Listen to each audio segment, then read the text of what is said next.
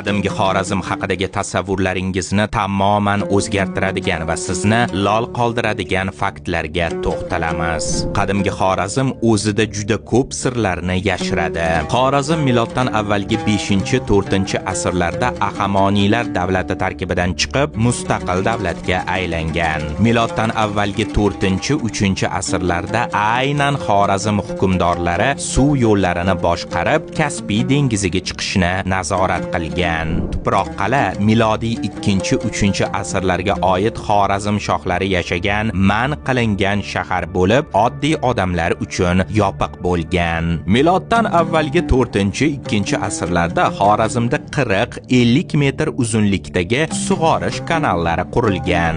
Miloddan avvalgi 4-3 asrlarda esa Xorazm mudofaa tizimlari 2 qavatli yo'laklar, burchlar va qalin devorlarga ega bo'lgan. Xorazmda milodiy 4-asrdan to 13-asrgacha Afrig'iylar sulolasi 600 yil davomida hukmronlik qilgan. Miloddan avvalgi 4-3 asrlarda qadimiy shaharlarning xarobalari ostidan ko'plab xazinalar va noyob tangalar topilgan. Miloddan avvalgi 5-4 asrlarda kohinlar astronomiya, yozuv va davlat boshqaruvida katta rol o'ynagan. Xuddi shu asrda Xorazm yozuvi 20 ta harfdan iborat bo'lib, sopol, charm va yog'och taxtachalarga bitilgan. Milodiy 2-3 asrlarda Xorazmda quldorlik tizimi mavjud bo'lib, ba'zi xonadonlarda 20 dan ortiq qullar yashagan. Miloddan avvalgi 2-asr oxirlaridan Xorazm shohlar o'z pullarini zarb